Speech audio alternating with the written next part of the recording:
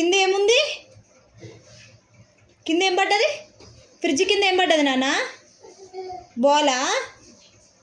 తీ.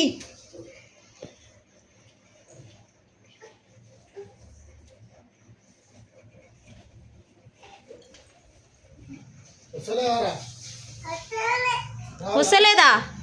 ఇటు చూడు ఒకసారి, చూపి. తీ. డాడీని ప్లీజ్ అని అడుగు, తీయను.